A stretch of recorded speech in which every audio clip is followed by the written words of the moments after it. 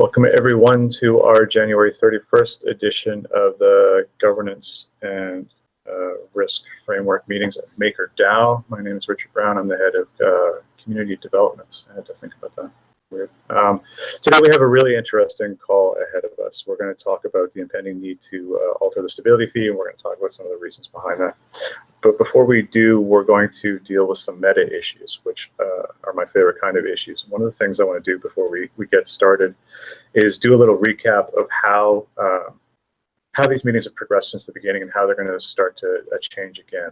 Believe it or not, there's been a plan from the very start, and the plan has actually worked out quite well. And it kind of works like this. At the outset, what we wanted to do with these calls was sort of set the stage of what the risk framework looks like and what governance looks like from MakerDAO, and sort of come to a consensus of what that tone of the debate would be, making sure that everybody's up to speed on all the nomenclature. I know that I've learned a lot of terminology that I wasn't aware of in the past, so that was useful for me. We moved, after we got through the sort of onboarding stage, we moved into more of a soliciting stage where we talked to the community. We figured out what issues were interesting to people. We tried to wrap our heads around what it is that the community is aware of, what they can bring to the table as far as insights and questions that we might not have contemplated ourselves, which was also excellent and super useful. And then we moved into what we're doing now, or what we've been doing for the last couple of calls, is moving less from a passive sort of engagement more to an active engagement. So what we wanted to do 2 calls ago was take the opportunity to discuss the stability fee change that's coming up as sort of a knowledge gathering process. So we had a very lively discussion where we came up with a list of 15, 20 questions about what does it take to gather enough information to understand when a stability fee change needs to happen. We came up with a smaller list, but also equally compelling about some of the things we should do in order to enact it. And that's led into a call right afterwards where we started we're wrapping our heads around how do we actually become more engaged, and how do we come up with action items in these calls. And that's the part for me that I've been waiting for the last few months, where we can start converting these meetings into less general discussions and more into active planning sessions where we're going to come up with things to do and ways to do it. And that's kind of where we're at right now.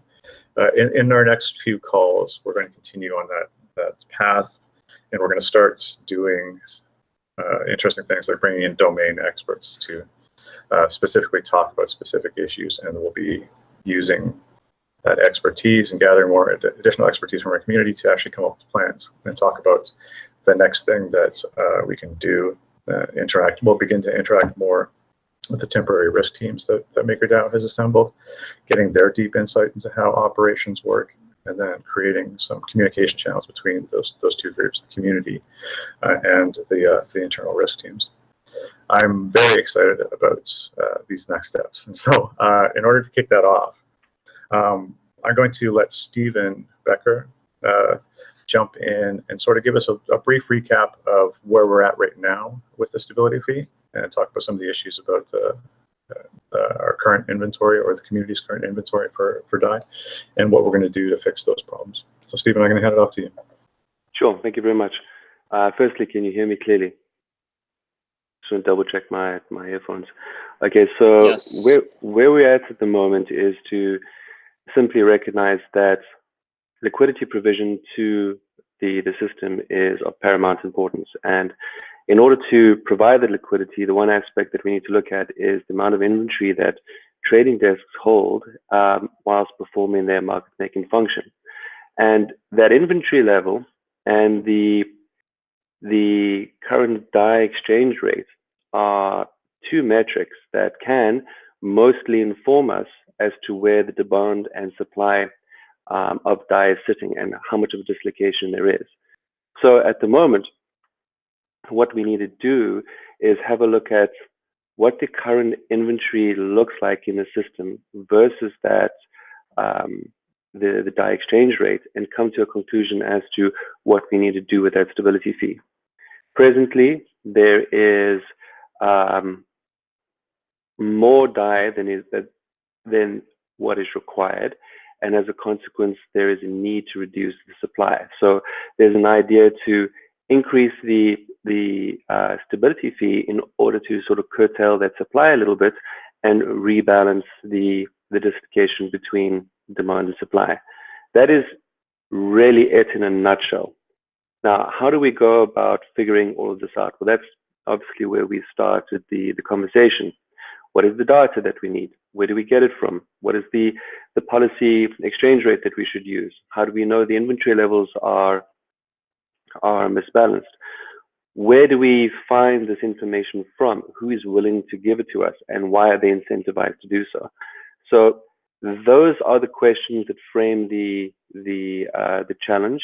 Obviously, from the foundation's point of view, the internal risk team will combine this necessary information and put forward a suggestion as to what that would require in terms of an increase or decrease in stability fees. So on that note, I'll end for a moment and see if there are any questions.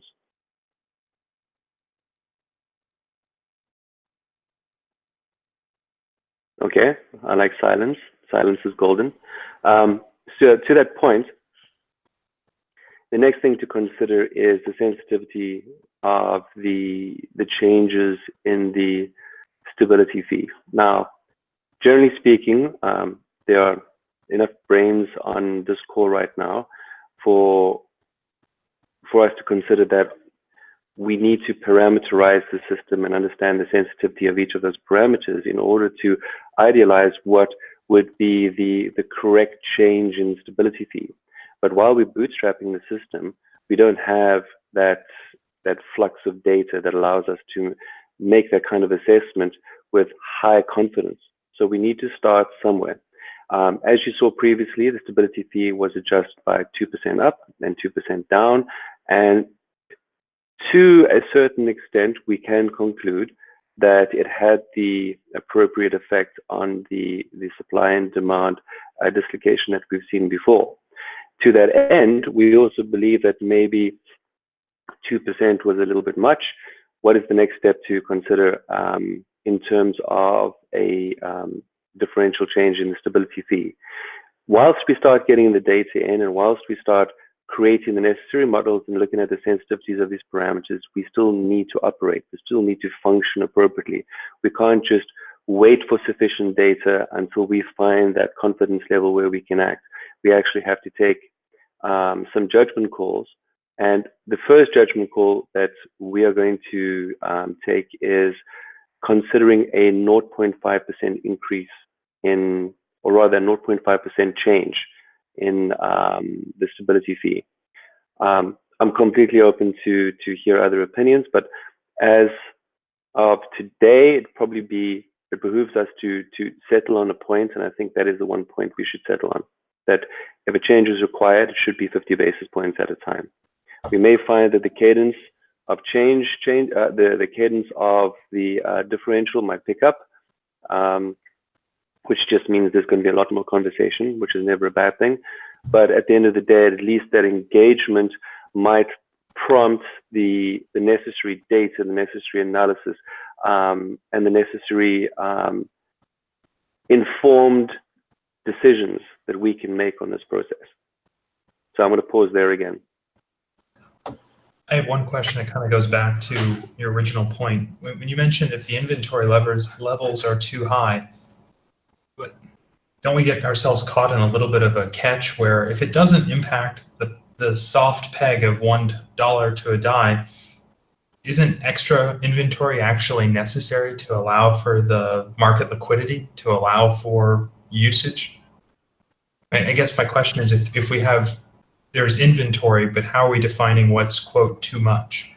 And as long as for right now, when we're in a single collateral structure, when you have, unless the amount of inventory that you're using puts disproportionate risk to that one collateral base right now, what is too much and why does that matter per se? Is an open question. I get the supply and demand. I get if the exchange rate is more or less stuck at 1, but if the inventory levels, whatever we're going to say, 1 million, 10 million. Mm-hmm. If it's, why is that too much is the question. Wouldn't that also incentivize liquidity? Well, here's the thing, is that if your inventory levels generally give you a sense of where the supply is, and if it's too high, you generally have too much supply.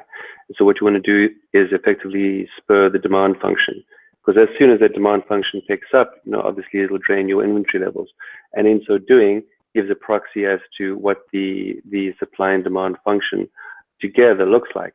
Now, as to your question as what is too high and what is too low, well, that is an iterative discovery process. I'm not going to give you a perfect number, but we can get into the weeds probably next week in terms of what we see and in terms of what numbers we see. But as to what is that level, this sort of refers back to my previous statement about understanding the sensitivity parameters with respect to the system. So as an example, would a collective aggregate inventory level of, let's say, 15 million be too much in comparison to a 75 million die supply out there? Would it be 5 million?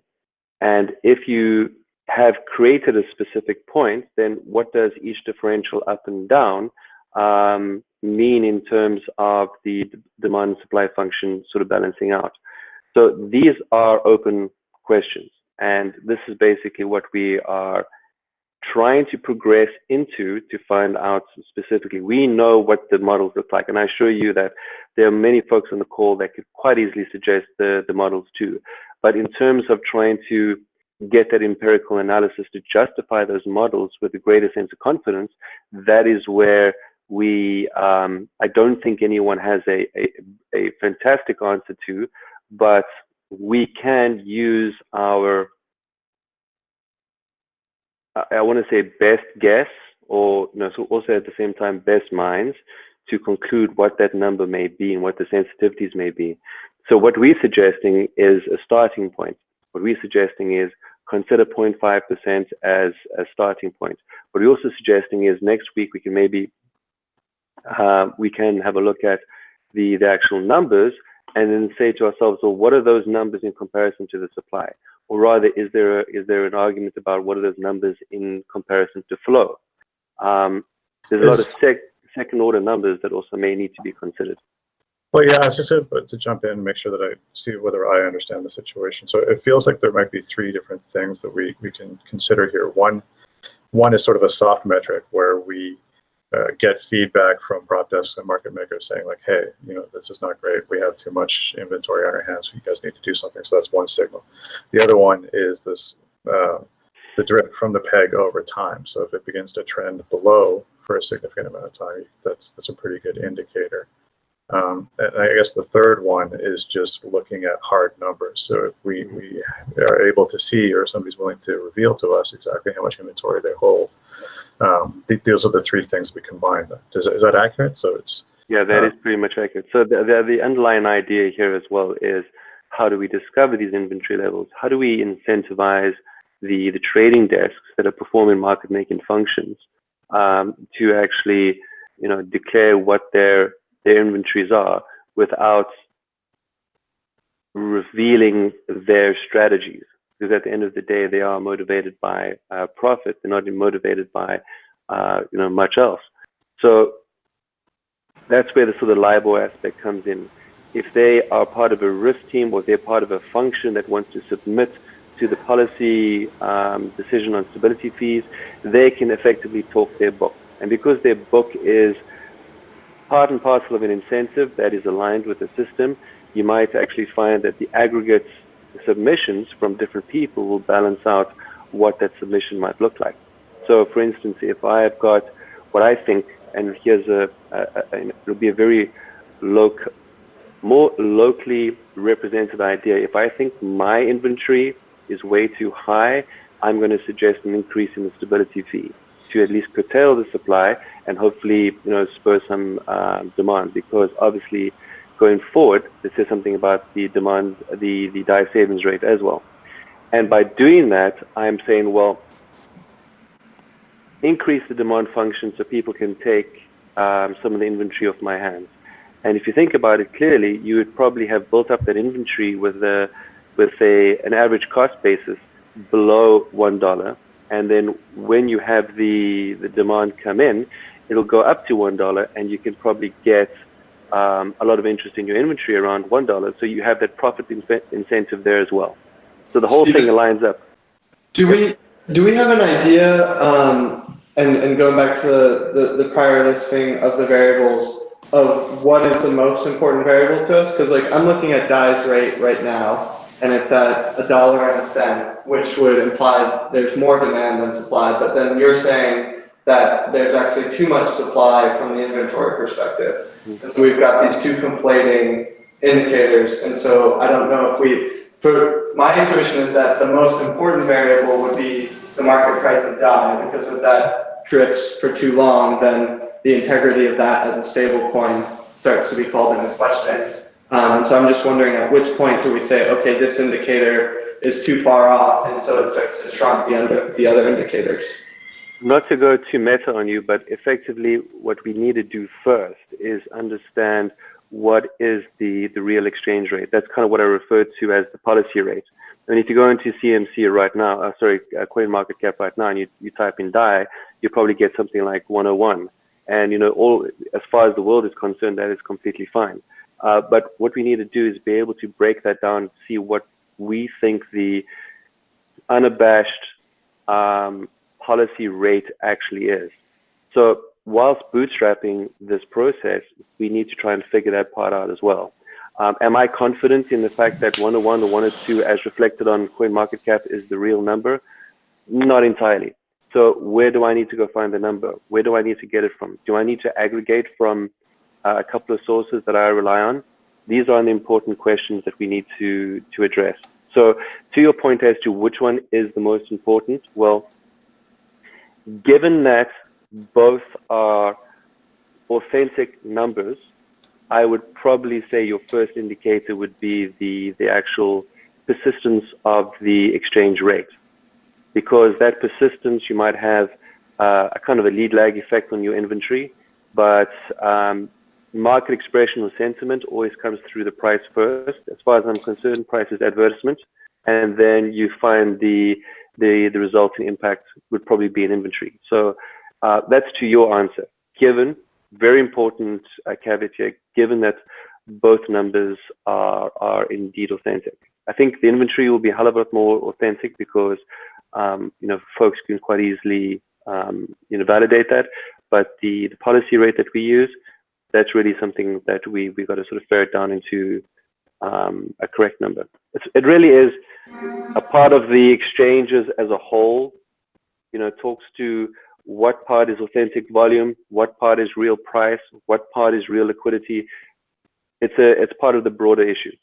Right. I guess the reason I had asked is I feel like the price should be the culmination of the inventory, right, and the balance of supply and demand. So if we can get the price index right, then that incorporates the inventory problem.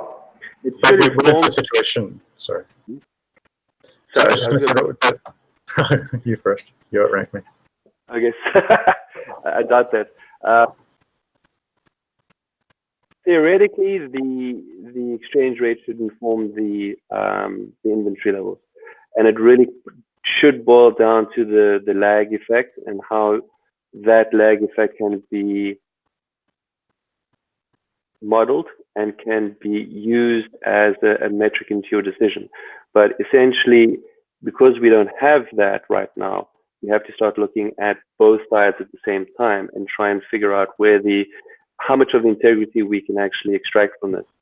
And then hopefully in the future, when we do have exchanges that represent very clear volume, then the DAI exchange rate will become a lot more obvious, a lot more ubiquitous in terms of authenticity.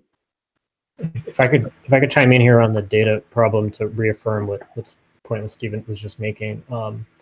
It's actually very, very misleading, in my opinion, to look at the CoinMarketCap reported price for DAI as a way of measuring the health of the DAI market.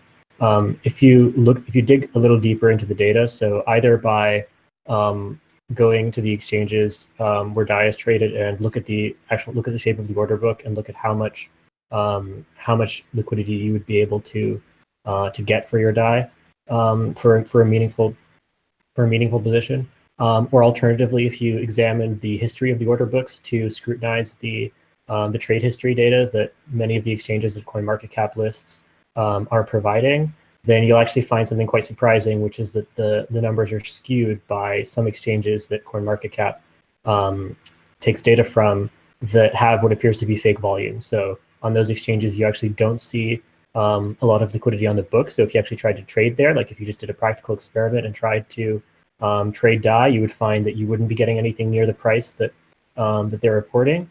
And if you did restrict, can I get some clarification on that? Are you saying that it's not just that CoinMarketCap is largely unreliable because of the data they aggregate, but you're saying that some exchanges are actually providing CMC with different data than is actually on their own order books?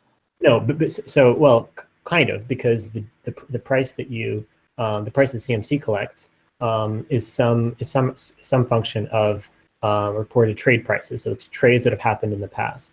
And then the question is, could you have been the counterparty to those trades? And in my opinion, for a lot of the trades that are reported there, is you could not have been the counterparty for those trades.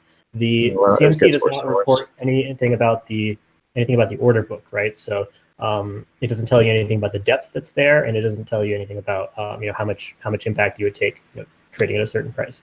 So unfortunately, it's very misleading, and I encourage everyone to do the exercise of trying to come up with a more high confidence picture of the market, and then you would find actually that the DAI has shown a little bit of weakness over the past couple of weeks, which I think is the reason that we had this first call a couple of weeks back, and the reason we're talking about this today. So actually, those two indicators that you're talking about, we don't actually have to decide which to prioritize, because I think if we actually look at good data, then we'll see that they're aligned, and I think we would expect them to be aligned most of the time. I would think that it's a very anomalous situation if we had the inventory, the kind of trader inventory indicator in the real kind of price, or the real available price indicator to be pointing in different directions. I think that would be quite curious. I just wanted to chime in and say, Lev, I completely agree. And the wash trading that goes on, although it's a lot smaller than other stable coins, it still goes on and affects everything. Yeah, that's a great point. So I think that, I don't know if I want to introduce a meta issue, but it's something that I've been thinking about for a while. Especially, I read a recent article about comparing various stable coins together, and they talked about the relative stability of DAI, and we came up dead last, and it was basically due to just trolling CMC data, and that's where they acquired this stuff. And so from a larger meta perspective, this is an issue that the entire community needs to address, is that perhaps we need to start rallying around an authoritative source of data. So the next time somebody says, you're trading off according to CMC, we can say, well, look at this real data instead. That's where you can get your indications from. So these are great points. One potential solution, we are actually doing a demo with Tagomi yesterday, which is launching as a prime brokerage. And they're actually showing the real liquidity of what you can get. Right now, they just do the top 5 assets, but they're actually aggregating what they presume to be trusted order books. And so the real liquidity versus CMC liquidity. And I don't know if a solution provider like that is right for MakerDAO, but I think someone who's actually in the markets aggregating, seeing based on large volume orders coming in, if they start to support DAI, that could be one aggregated inventory or liquidity perspective. That'd be good. So maybe we'll follow up with you after that. Yeah, so I think, and so let me summarize a bit what we just talked about here, right? And what's interesting is, I think we just drew a conclusion that we sort of been discussing on prior calls as well, but I guess now it's really been getting through to people, right? Or like we're sort of as a group very aligned on this, right? Which is the truth is out there somewhere, but unfortunately the data doesn't ever show it completely, right? And the best we can do is I mean, we're talking about there's the price on CMC, there is the inventory levels, there's these more specialized, sophisticated solutions, and there's even like the actual experiences of traders sort of in the trenches. And we as a governance community, our goal is to get all of this data together and really like ultimately figure out, is it like, I mean, how much can we trust it, and then what kind of decisions can we make based on this data, right? And just a funny, like just a point that's just like, I think that sort of underlines this, that draws back to what I was talking about on the last call, for instance, and just sort of the history of how we've come to the point where we are now. Is once upon a time that we had the TRFM, and the point of the TRFM was we just relied on Oracle to feed in the price data, and then it just like always reacts in a certain way based on what kind of data it's getting fed in. And then what everyone then points out is it's so easy to game, right? Because then what everyone wants to do is they want to manipulate the data so they can get the system to act the way they want to. So in a way, and the only solution to that in a way is then what we're doing now, which is kind of us sitting down in a group and then sort of coming together and deciding, like, instead of, you know, like it's I mean, it's a number of things, right? It's something like, are we being attacked, kind of like, is the data being faked to sort of affect us directly? Or are we indirectly being attacked? Like, are we a result, like, are there fake and bad data that's just affecting us, but it's not directly to try to kind of like trick the community? And then ultimately, what's the data actually showing, right? And how much is random noise and so on, right? So I just think that's really, I mean, I think everyone, as far as I can tell, everyone is sort of agrees on this, right? And I think maybe what some people, like what we just need to be like, what needs to be more well known and what more mainstream is, CMC has garbage data kind of as a starting point, right? Like, it's really, really unreliable, and yeah, and I mean, it's funny because many people actually trust it a lot, but it turns out it's really like CMC is just not really I guess you can say even like a scientific tool at all, right? It's really very, yeah, it's horrible. It's a constant thorn in our side from the beginning, so that's a great point. I think that we're at the halfway point here, so maybe this is a good opportunity for us to sort of put a bow on the discussion that we had with Stephen, and then I can turn it over to you, because I know you had some agenda items that we should get through that are super important. So, Stephen, correct me if I'm wrong. Do I understand the situation here? So we're going to see a proposal soon that we're all going to vote on, and that proposal is going to recommend that we alter 50 basis points the stability fee up, I'm assuming. That's correct, just to be brutally clear. Yes, okay. Yes, that's correct. Sorry, I'm on mute. My apologies. Do we know what timeline is? Are we going to see that in the next week or two, or when is that going to happen? The suggested timeline is by next Friday. Okay. All right, so sorry, go ahead. The suggested time is by next Friday. So unless something really weird happens, I think that's the timeline. And on next Thursday, we'll probably present a lot more data with respect to how we see things. So it's a little bit more rigorous and more robust. Okay, so that's great, actually. I'm looking forward to that. So that's an action item. So here we are on our new path to coming up with decisions. So we'll see next Friday a vote, but next Thursday we'll sort of talk about how the sausage was made on that, which I think is going to be a really cool conversation to have. What I'd like to do now, though, I want to turn it over to you, Rune, because you have some thoughts about governance in general and how we manage the community, and I'd love to hear it. So if you wanted to take it away for us, that'd be great. Yeah, so what I really want to talk about is sort of the general philosophy of governance and the role of the community and how it, and sort of the point of it all and so on, which I guess I was just touching on that a little bit for us, right? How it's really is, we're sort of faced with this challenge of the truth not being, you know, it doesn't exist for real, kind of like we can't really access it, and we have to actually deal with that, and basically this is currently the only really, or like the best solution to that. But actually, before I get to that, I just want to so just to make it a little bit more concrete, what we just talked about, right? So, so something really cool recently happened, or rather, like yesterday, was that we finally announced our the legal restructuring of the foundation's operations, and that restructuring includes formalization of the proprietary trading desk that has been operating in sort of different structures over time, but ultimately has been sort of like attached to the foundation, right? That the foundation has used to bootstrap DAI liquidity and just like trade in the market, basically. Which also means that the foundation itself is able to provide data.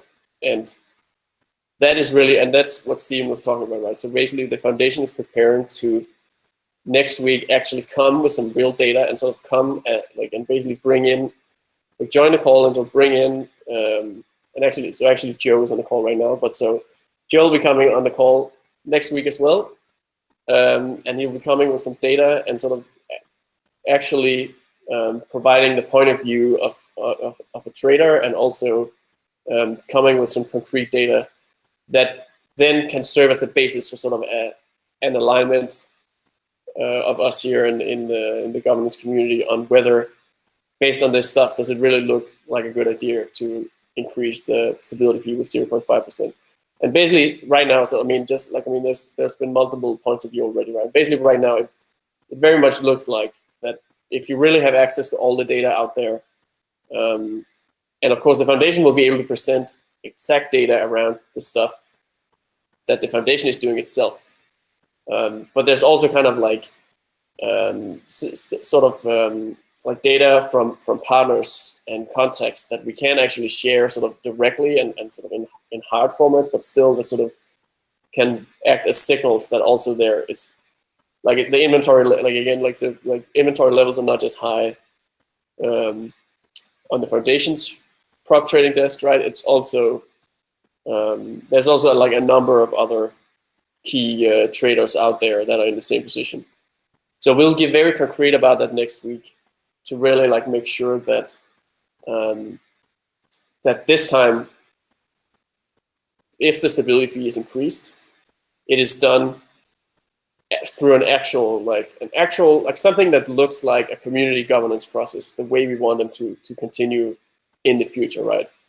And mainly the goal there is, of course, not really that. I mean, it's not that we want. I mean, ultimately, it's, I guess, in a way, it's kind of like there's a really strong argument to be made, and we believe we can make it in a way that's going to convince everyone here, right? Or at least convince like a get rough consensus. So that. Yeah. Maybe a question I can just jump in really quickly is that, so we've talked about how we've determined there's a need to change it. We've talked about the rate and that we're going to propose. How do we figure out whether it's behaving the way that we expected? Is there going to be sort of this bi-weekly check-in, or are these teams sort of poring over graphs daily, and then there'll be a signal they'll bring back to the community that, hey, it's time to like do it again, or we're good, kind of thing? How do we iterate on this process? Well, I think everyone will. I mean, like, I think the call, like, that's one of the fundamental purposes of the call, right? Is we want to monitor this kind of stuff. But I guess it's always, I mean, and this goes back to, so I mean, right now we are very much in the trenches and talking about the DAI savings rate, right? Well, right now the stability fee, but really the thing we're talking about here is how to actually peg DAI to $1, and in the future that's going to be the DAI savings rate, and this is the DAI savings rate debate, which is it's sort of one singular topic that's going to be very present all the time, because it's like very relevant and very real time in the way it plays out. And it's just like a fundamental, like a key part of the governance debate itself, right? And you can sort of call it one of the two big tracks. And then the other big track is sort of the slower and more long-term, just like actual risk management, which is not about pegging DAI to $1, right? But it's about dealing with the collateral portfolio and the diversification and so on.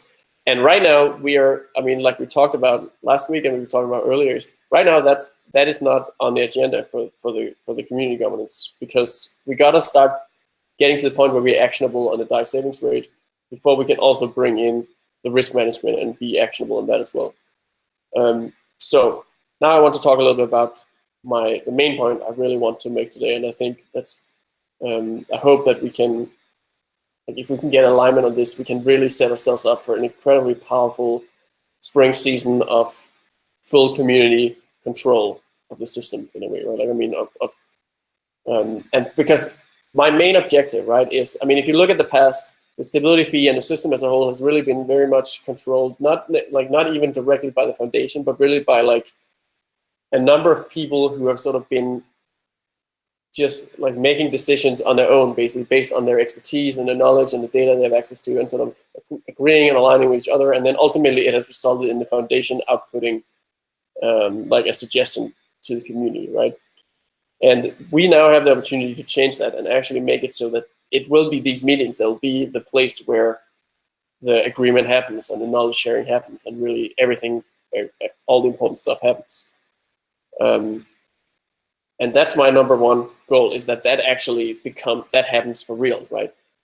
So, so I want to talk a little bit about sort of the philosophy of decentralization of governance and the dynamics of how we actually make this a reality, because in many cases it's actually a bit counterintuitive for many people, especially in the crypto community, and especially like people who are sort of into crypto from the early days of Bitcoin and so on, and even like the early days of Maker, and who went on the early Maker governance calls and so on. Yeah, and so the most important, like what we really need to do is we need to create a very healthy culture, and that is kind of how we get this done. Like, I mean, that's like, by creating a culture that is healthy enough and that's strong enough. That is how it's actually going to be, I guess you can say, safe to truly have these meetings be the absolute authority, right? Which is, I mean, we don't want a single meeting, but like we don't want to be the case for like a single meeting in the long run, right? But like it should be these kind of open formats that really should be the authority and really should be like the thing. Like it shouldn't be like like you need to know a group of insiders of whatever, 5 people, and once you know all these 5 people agree with you, that's when you feel safe that this is going to happen, right? It should be like this, there was a meeting, and maybe there's, like, let's say the 3 different governance meetings or whatever in the long run. I mean, now we're talking hypothetically. But all of those meetings resolved in the same way. And that's what should give everyone confidence that this is going to happen. It should never be the case that... Or maybe, can I jump in and ask a question here? Because this touches on some issues that the community, well, the entire space talks about a lot. And I think that maybe what you're kind of describing is rough consensus, because we have a governance mechanism that's fundamentally not rough consensus, because you need to have Maker and you need to cast your vote and you need to stand behind that vote and continuous approval. That's very clear. In these governance meetings, we have an opportunity to discuss issues, raise some important points, and then kind of move on. But it's how do we figure out whether people have agreed, or whether we have direction, or whether we've talked about things enough? I think that it's kind of philosophical, but it's a tough question, right? So how do you think we would do that?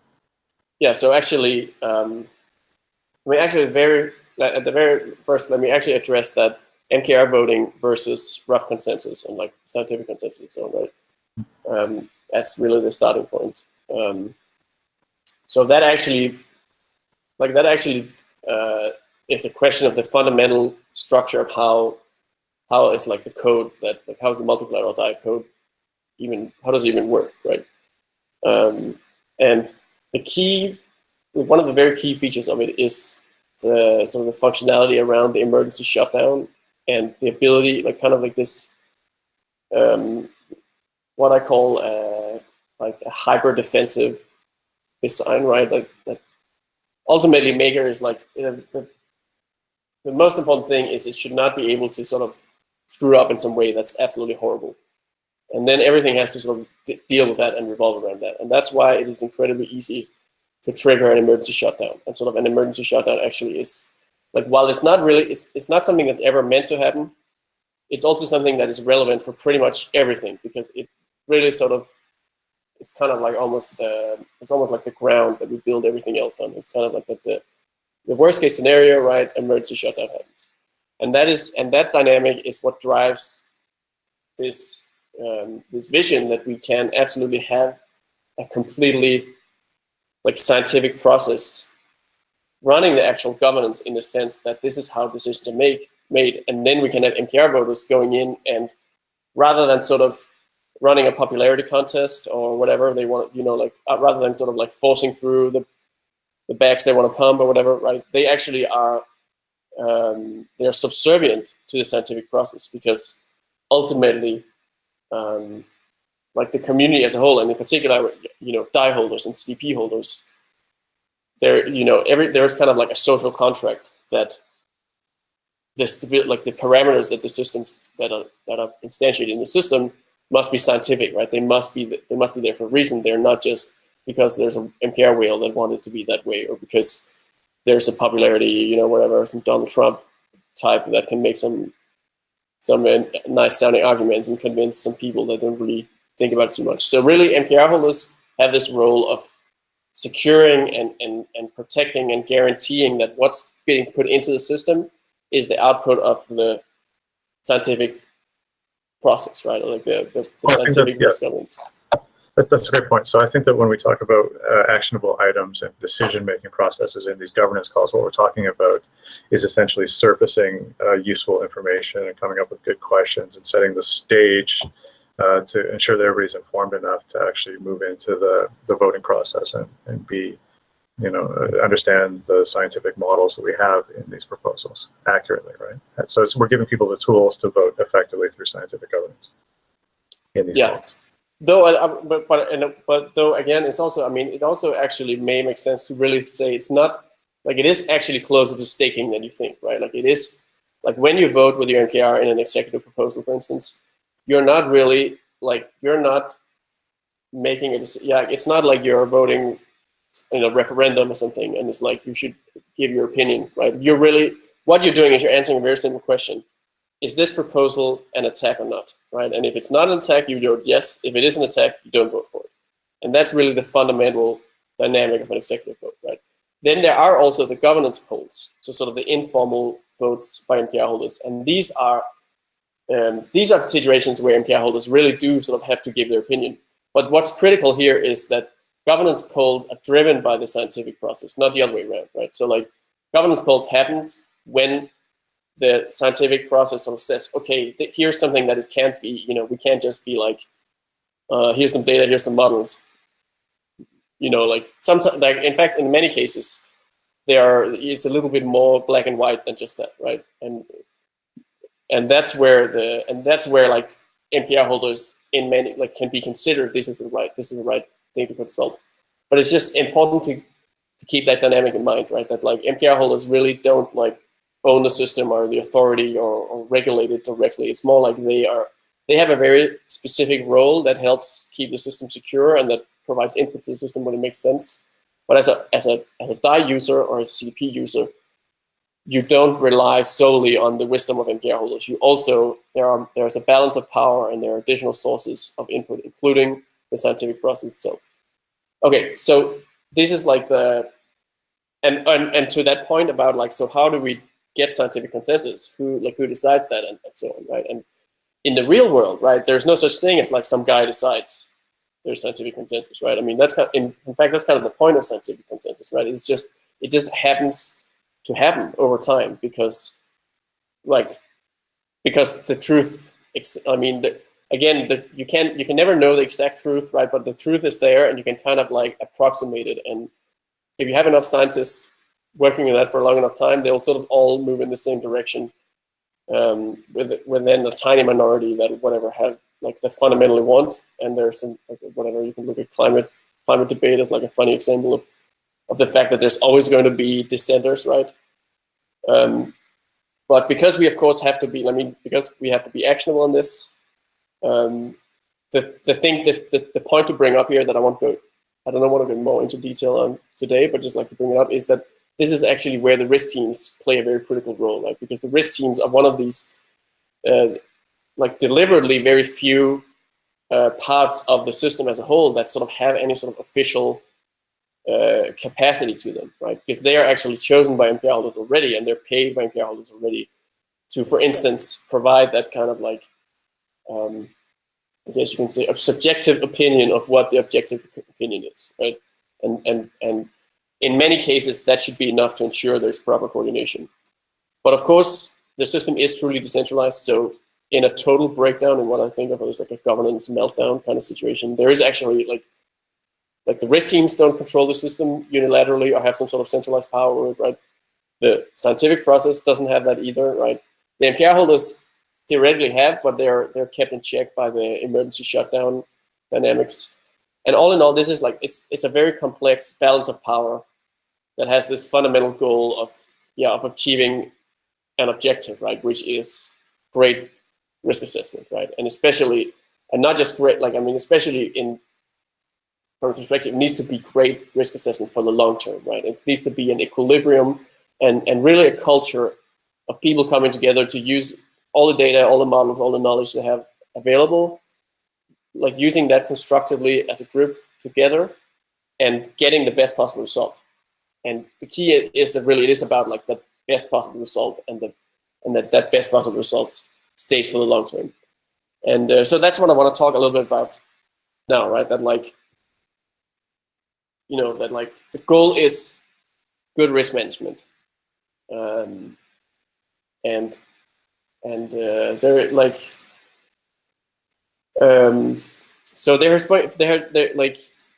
so there's been recently I've gotten some community input that people think that the governance meetings have been a little bit confused, and there's been like a lot of theory and a lot of different topics that can be, and that there hasn't been so much focus, and then some people have interpreted this as, that means we need some, like what we're looking for is like something new, kind of like a new angle or a new perspective or something, right? Which is really not the case, right? And it's just very important to like point out why exactly it is that we're trying to be so open with the governance at this point in time, and why we're sort of trying to maximize decentralization early on, even though the goal is not really like, I mean, the goal is maximal decentralization for the long run, right? And those are good points. So when you were talking about engaging the community and openness and also risk management, I think that touches on one of those future blocks that I was discussing that we're migrating into. And I think that, correct me if I'm wrong, Stephen or Rune, that part of that process will involve deeper interaction with the temporary risk teams, and the future decentralized risk teams will actually be taking an active role in these meetings themselves and sort of helping us to less talking about theory, and more talking about models and data and implementation type activities. Is that correct? Yeah, the application will definitely be there. Yeah, and the whole risk team, I mean, let's not get more into detail in the whole risk team thing, because that also goes into the risk management and so the other side. But like I was saying earlier, right, next week there's going to be actual data from the foundation on, and sort of arguing the point on a stability fee increase based on inventory levels, and we'll begin to get a proper taste of like what that should look like in practice, right? But this point, this sort of philosophical point I'm trying to make, right, is that decentralization itself is not the goal, right? Decentralization is the means to an end, and that end is good risk management, and it's especially like an equilibrium of long-term solid risk management. And so the way the community, like, so, and what we're doing now, right, for instance, by opening up and making sure that the decision to, for instance, increase the stability fee really is taken in public as a group by the governance community. That's kind of like that's actually an example of the foundation's commitment to gradual decentralization, and kind of like, this is what a new step looks like, right? Like, now the foundation's is going to actually, right? I mean, we're no longer, like, we actually will have it, like, rather than coming out and being like, we got some data, this is what we need to do, trust us. It'll be, here's the data, and let's try to convince everyone and really get people convinced in their own minds, kind of, that this is the right choice to do, right? But just something that's very important to make sure that this actually, first of all, is possible and that it's constructive, is just to, like, think about the dynamics and sort of the risks of decentralization and decentralized governance as well. And that just goes back to this, what I'm talking about, that the people who, like this, that people are sort of think that by us being very open, or like by the, by the governance call being very open to theoretical exploration of different topics and just like having a lot of interaction and a lot of input. That doesn't mean that you know, the temporary risk team in the foundation, for instance, doesn't have a very strong opinion and sort of a very clear idea of what should be done in the current situation. And it's very important to keep in mind that these people are really the, you know, like someone like Steven, right? I mean, and I mean, in addition to basically the people in this call, right? The people who are in the foundation and who are focusing on risk and focusing on governance of the system are just the experts, like the global experts in this field, right? And yeah, it's important to basically it's important that when governance is opened up to the community, that every individual who participates in the governance debate really keeps in mind sort of the, like, that they have a responsibility themselves to be constructive and help and ensure that the decentralized governance process is as constructive as possible. And so, and really the example I want to make of how this can be conflicting compared to what you really think. Like, I mean, and so back to this thing that's relevant for the early Bitcoin community and how like people act and sort of think about this whole philosophical thing of decentralization, right? Is that if there is, like, when there is an opening and when there is this sort of like opportunity for decentralization, it's very important that it's not, like, the way to achieve decentralization is not to, like, is to avoid abusing an open process and rather to actually be very careful and be very constructive in how you engage with it. And I think the most important point is here is like how, like, for instance, these governance meetings must not be effectively abused, right? Like they must, and they must, you know, like the platform and the way that the debate as a whole and sort of the community as a whole reacts to the debate must revolve around the objective of ensuring that this is, you know, this is about producing quality risk assessment, like using the scientific process and using sort of the you know, like the wisdom of the experts and the wisdom of the crowd and all of this together to really produce the best possible results. And so, and a couple of examples of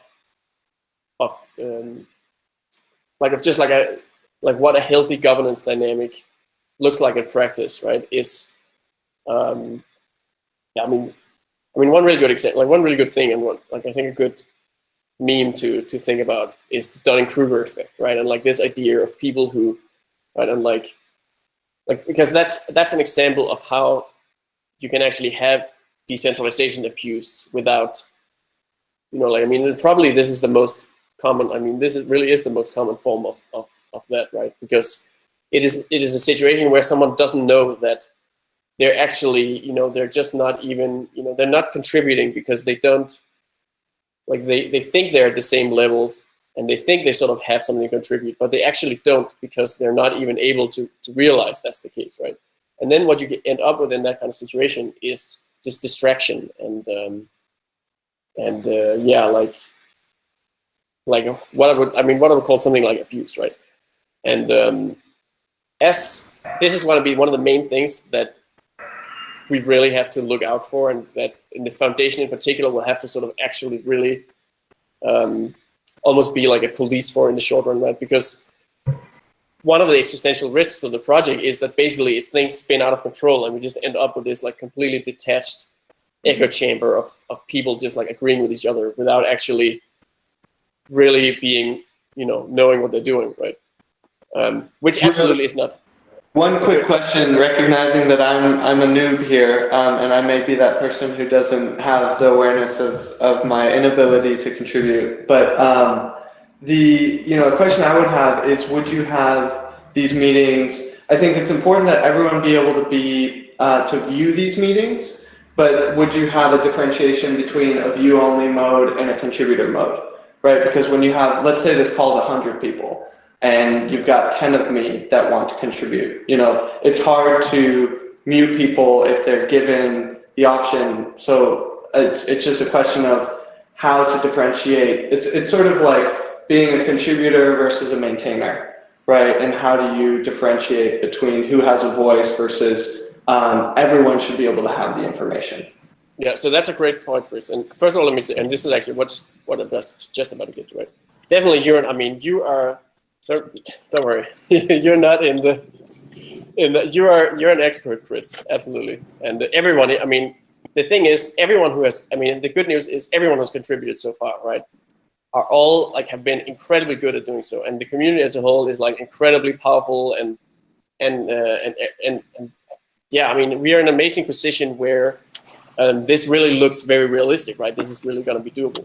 And so to your point about like something like that, right? I think that I mean, maybe something like what you're talking about will be necessary, but I don't think there's any need to consider it at this point, and rather it's going to, like, as long as the culture, the fundamental culture of the people who participate is healthy, then I think it'll be possible for us to like figure out solutions to problems as they come up.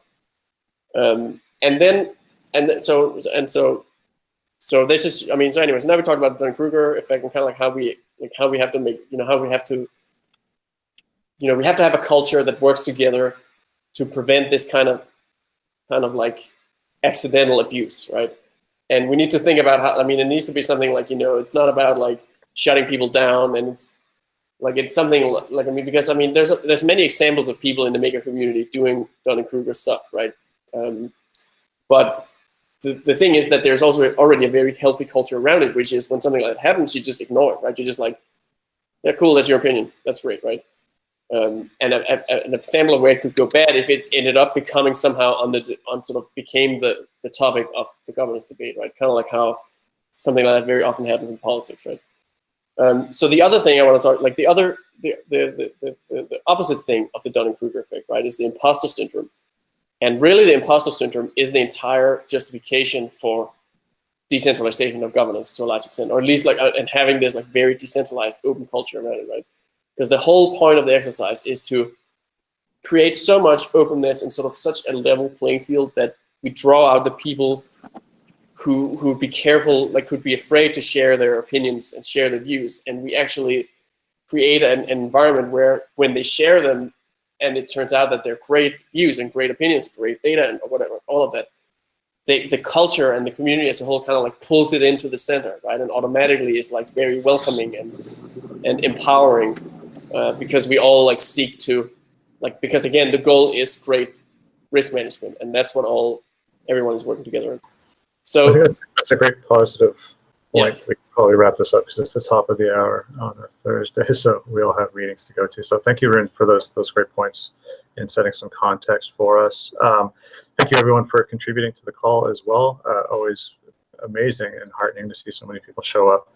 Look forward to next week's call where we dig into how the sausage is made. It's probably not the best analogy, but I'm really looking forward to seeing how the risk teams and how the prop desk works. So that's going to be a good call in anticipation of the new proposal. So thank you, everyone, for showing up. Thank you, Stephen.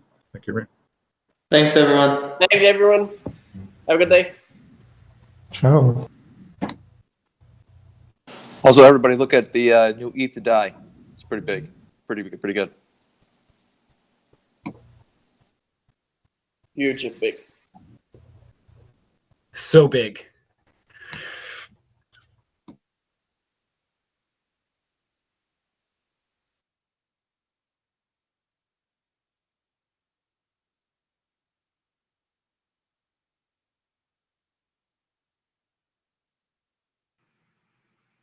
So am I right that the decentralization of the risk teams is also a tax strategy, because if there was centralized around one central entity, it would incur tax obligations for the revenue generated by issuing CDPs?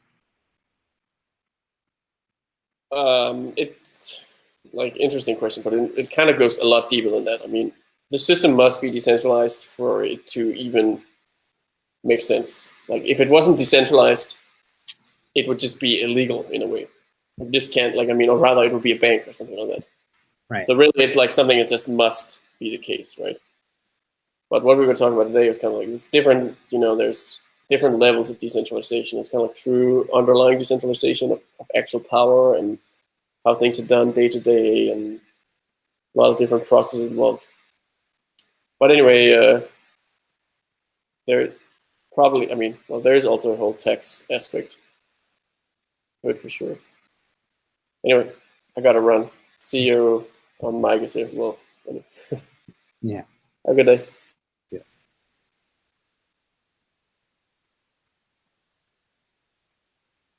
Hey, Mike.